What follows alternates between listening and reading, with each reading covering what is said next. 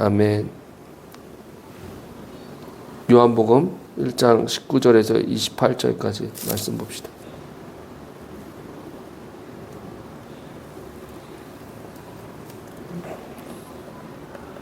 유대인들이 예루살렘에서 제사장들과 레위인들을 요한에게 보내어 내가 누구냐 물을 때에 요한의 증언이 이러하니라. 요한이 드러내어 말하고 숨기지 아니하니 드러내야 하는 말이 나는 그리스도가 아니라 한데 또 묻되 그러면 누구냐 내가 엘리야냐 이르되 나는 아니라. 또 묻되 내가 그 선지자냐 대답하되 아니라. 또 말하되 누구냐 우리를 보낸 이들에게 대답하게 하라. 너는 내게 대하여 무엇이라 하느냐 이르되 나는 선지자 이사야의 말과 같이 주의 길을 곱게 하라고 광야에서 외치는 자의 소리로다 하니라. 그들은 바리새인들이 보낸 자라.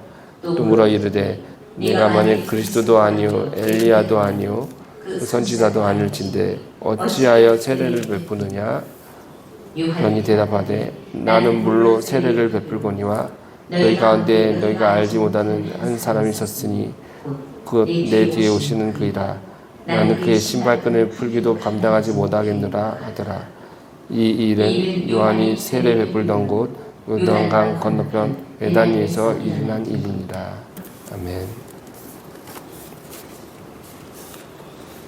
오늘 말씀의 제목은 당신이 무슨 자격으로 세례를 줍니까? 라는 말씀을 오늘 나누겠습니다. 신앙생활을 하면서 질문을 하게 됩니다. 하지만 질문이 많다고 믿음이 좋은 것은 아니다 라는 것을 알아야 합니다.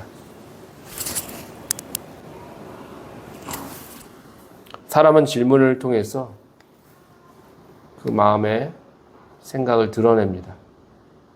정말 알고 싶어서 묻는 질문이 있는가 하면은 이미 마음을 닫아놓고서 질문하는 경우도 있습니다. 질문의 성격에 따라서 우리의 태도와 마음이 드러나기 때문이에요.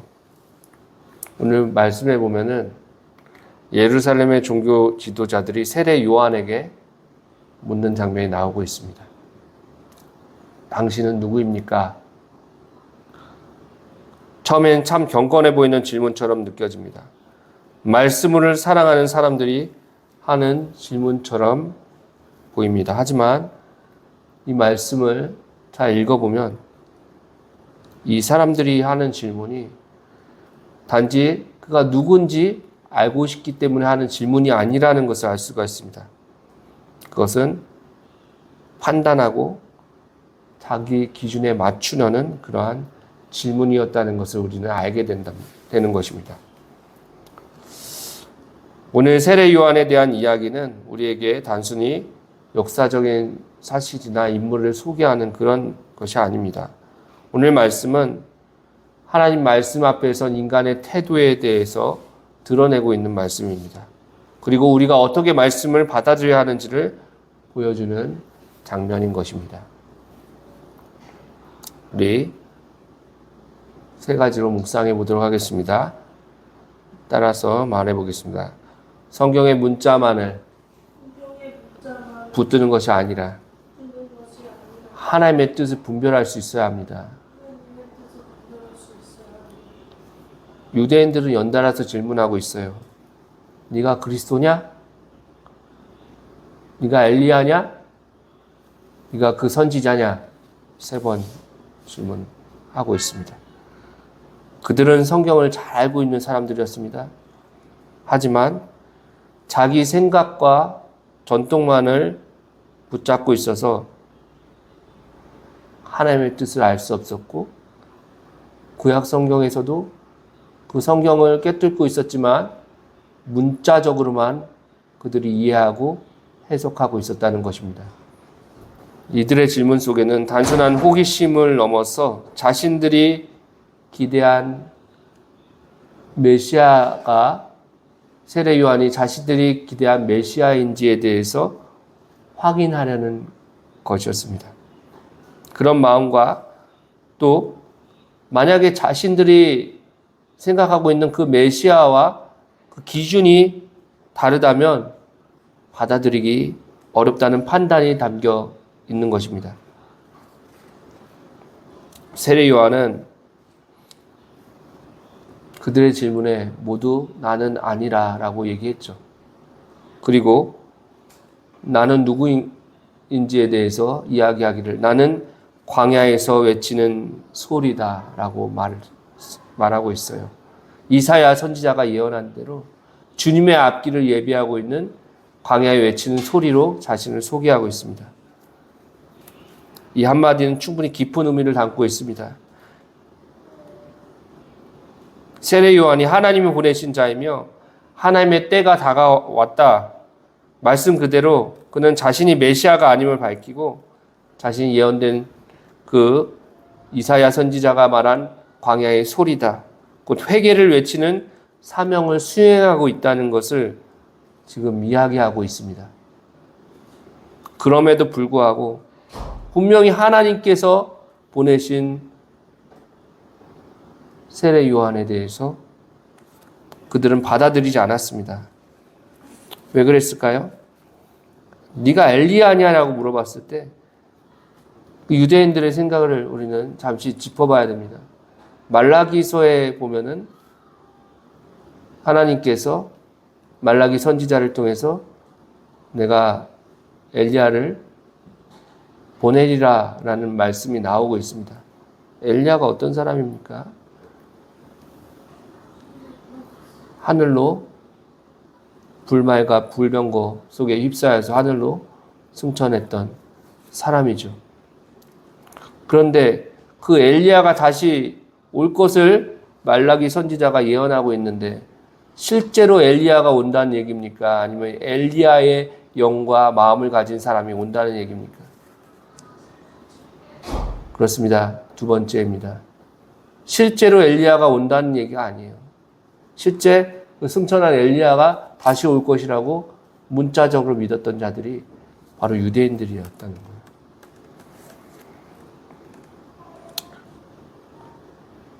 그럼에도 불구하고 그들은 문자적인 의미에 집착했어요. 예언의 의미는 놓치고 형식과 겉모습만을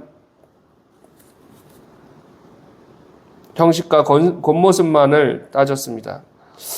이것은 오늘날 우리에게도 경고가 되는 것입니다. 이 말씀을 많이 알고 성경 지식이 풍부하다 라고 해도 내 생각과 내 신학적인 사고와 틀, 내 신앙의 틀에 갇혀서 하나님의 뜻을 보지 못할 때가 많다는 거예요. 조금 전에 고백했죠.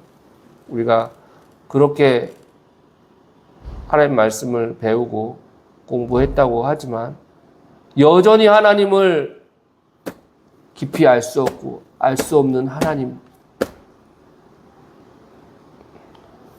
알 수 없는 하나님이시다.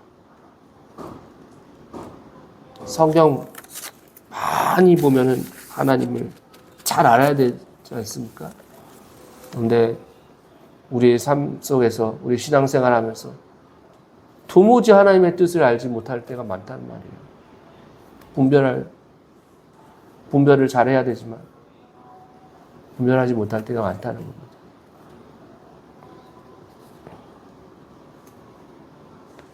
또 마찬가지입니다. 삶에서 하나님께서 예상 밖으로 일하실 때 불편하게 느껴질 수 있습니다. 내가 알던 하나님이 아닌 것 같아. 그럴 때 우리는 선택해야만 합니다. 우리가 성경의 틀 안에만, 성경 해석의 틀, 그 문자적인 틀 안에만 붙들려 있을 것인가? 정말 하나님의 말씀이 무엇인지 깊이 깨달아 아는 지혜가 생겨서 그것을 붙들 것인가? 우리는 후자를 선택해야 되겠죠. 성경의 어떤 문자적인 고집, 그것만이 맞다고 생각하고 그렇게만 믿고 있었던 유대인들에게 예수님이 다시 오시니까 어떻게 했습니까? 하나님 자신이 오셨을 때 하나님을, 예수님을 십자가에 못 박혀 죽이지 않았습니까?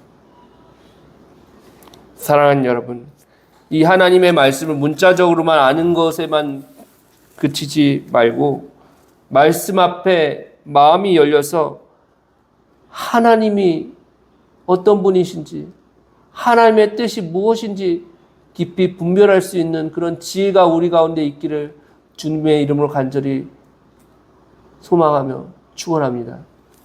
두 번째 따라하겠습니다. 하나님 말씀이 나를 불편하게 만들 때 겸손한 믿음으로 나아가야 됩니다. 세례 요한에게 질문했죠. 네가 그리스도냐? 아니라. 네가 그렇다면 엘리야냐? 아니라. 네가 그 선지자냐? 아니라. 결국 그들은 이렇게 묻는 것입니다. 그럼 왜 세례를 주느냐? 당신이 무슨 자격으로 세례를 주고 있느냐? 네가 그리스도 아니고 엘리야도 아니고 그 선지자도 아닌데 왜 무슨 자격으로 세례를 주고 있느냐라고 말하는 것입니다. 이 질문의 속뜻은 단순한 호기심이 아닙니다. 요한, 네가 그런 일을 할 자격이 있는 것이냐? 라는 판단과 불편을 이야기하고 있는 것입니다. 당시 세례는요, 단순히 물 뿌리는 그런 의식이 아니라 그것은 죄를 고백하고 새 삶을 선언하는 신앙적인 행위였단 말입니다. 그리고 이러한 일은 공식적으로 성전과 제사장의 권한 안에서만 허용되었습니다. 아무나 세례를 주고 아무나 제사함을 위해서, 죄 용서를 위해서 제사를 드리는 게 아니에요. 그 당시 유대인들은 성전과 성전의 제사와 그 율법에 굉장히 철저하게 지키려고 했던 사람들이에요. 그런데 갑자기 어떤 사람이 나타나더니 광야에서 허락 없이 사람들에게 세례를 주는 것입니다. 그리고 회개하라. 회개하지 않으면 안 된다. 라고 사람들에게 말하는 것입니다. 그리고 이러한 불편한 말씀을 세례 요한이 전할 때, 불편한 말을 전할 때 하나님 말씀이 불편하지 않습니까? 꼭꼭 찌르는 말씀이 있지 않습니까? 그런 말을 할 때 당시 종교 지도자들 어떤 마음을 품었을까요? 이거 안 되겠네. 우리 질서를 무너뜨리고 권위를 흔들고 있어. 우리만이 하나님의 제사장으로, 우리만이 그런 종교 지도자로서 그런 백성을 위해서 재물을 가져다가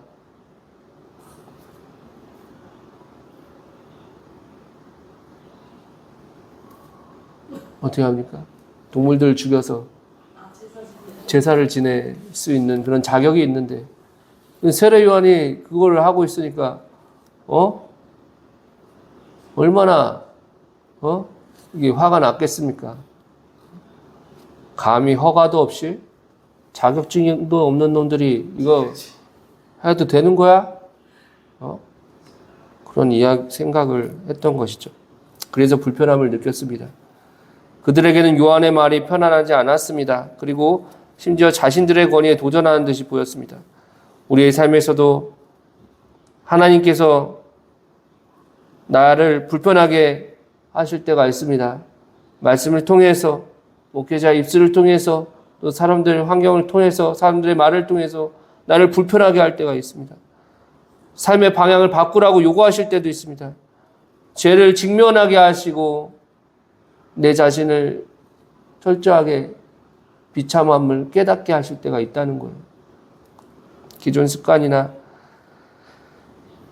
안전지대를 내려놓으라고 말씀하실 때 그 순간 우리 육신 자체가 그것을 거부합니다. 싫어요.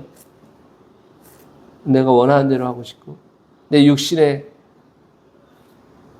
정욕에 따라서 하나님 말씀을 거부할 때가 많다는 것입니다. 굳이 그렇게까지 해야 하나요? 라는 질문을 할 수 있는 것입니다. 하지만 이러한 불편함은 하나님의 손길이 우리를 살리기 위해 다가오는 신호입니다. 회개 없는 평안은 하나님이 주시는 평안이 아닐 수 있습니다. 우리는 말씀이 주는 불편함을 피하지 말아야 합니다. 그리고 순종으로 받아들여야 합니다. 사랑하는 여러분, 이렇게 내 마음을 찌르고 그 말씀이 내 영을 찔러 쪼갤 때 그 말씀 앞에서 우리는 어떻게 해야 됩니까? 아프고 고통스럽고 하지만 그것은 하나님의 어떠한 것입니까? 하나님의 회복과 치료하심의 은혜라는 것을 기억하시기 바랍니다. 있습니다. 불편한 말씀 앞에서도 도망치지 않고 하나님의 손길을 받아들이는 겸손한 믿음이 우리 안에 자라나기를 축원합니다. 세 번째 따라하겠습니다.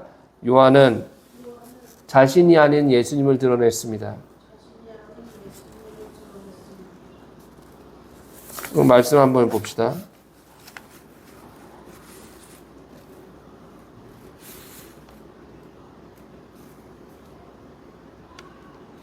(25절) (26절) 읽어봅시다. 시작. 또 물어 이르되 내가 만일 그리스도도 아니요 엘리야도 아니요 그 선지자도 아닐진데 어찌하여 세를 베푸느냐? 요한이 대답하되 나는 물로 세를 베풀거니와 너희 가운데 너희가 알지 못하는 한 사람이 섰으니 곧 내가 내 뒤에 오시는 그이라. 나는 그의 신발끈을 풀기도 감당하지 못하겠노라 하더라. 이 일은 요한이 세례 베풀던 곳 요단강 건너편 베다니에서 일어난 일이니라. 아멘.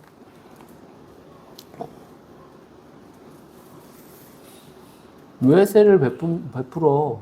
이렇게 따져 묻고 있는 그 유대인들을 향해서 그것에 대해서 지금 답변을 하고 있지 않아요. 답변하고 있습니까? 왜 세를 베푸는데? 하나님이 나보고 가서 세를 베풀래? 이렇게 굳이 얘기하지 않아요. 자기 자신을 드러내지 않는다는 거예요. 대신 누구를 말합니까? 예수님을 말하고 있습니다. 나는 물로 세례를 베풀거니와 너희 가운데 너희가 알지 못하는 한 사람이 서 있다. 나는 그의 신발끈을 풀기도 감당하지 못한다. 요한은 지금 하나님의 말씀을 순종해서 세례 베풀고 있는 자기 자신을 지금 자기 자신의 그런 위대함을 나는 하나님께 부름받아서 주의 뜻을 행하고 있는 위대한 하나님의 종이다. 선지자다. 이렇게 이야기하지 않고 있습니다. 오히려 자신을 드러내는 대신에 누구를 이야기하고 있습니까? 바로 예수님을 이야기하고 있습니다. 요한의 사명은 오직 예수를 드러내는 것이었습니다. 그는 광야에 길을 내는 소리였을 뿐 그 중심은 누구에게 있습니까? 예수 그리스도께 있습니다. 그렇습니다. 우리의 신앙 목표도 같습니다. 가정과 일터와 교회에서 사람들에게 저 사람을 보니까 정말 하나님이 살아계신 것 같고 예수님이 저 사람 안에 보인다라는 고백이 나오게 하는 삶을 살 수 있어야 합니다. 우리의 말과 행동과 태도와 선택이 예수님을 보여주는 도구가 되어야 합니다. 나를 기억하게 하는 것이 아니라 나를 통해서 내 안에 계신 예수님을 보여줄 수 있는 그런 삶이 참된 예수 그리스도의 증인의 삶임을 믿으시기 바라요. 사랑하는 여러분, 저와 여러분의 말과 삶을 통해서 진정으로 예수 그리스도가 드러나는 복된 증인의 삶을 살아가기를 주의 이름으로 축원합니다. 말씀을 정리합니다. 오늘 본문은 세례 요한에 대한 이야기처럼 보이지만 사실은 우리 자신을 돌아보는 이야기입니다. 문자에 갇힌 신앙에서 벗어나 살아 역사하시는 하나님을 만나는 은혜가 저와 여러분의 삶에 가득하기를 축원합니다. 나를 불편하게 하는 말씀일지라도 믿음으로 받고 순종하는 은혜가 있기를 축원합니다. 마지막으로 삶 속에서 내가 아닌 예수님을 드러내는 성숙한 믿음으로 성장하기를 간절히 축원합니다. 하겠습니다. 이제는 우리 주 예수 그리스도의 구원의 은혜와 하나님 아버지 크신 사랑하심과 성령님의 감화 감동 교통하심이 우리 새소망 선교교회에 이제부터 영원토록 함께 하실지어다. 아멘.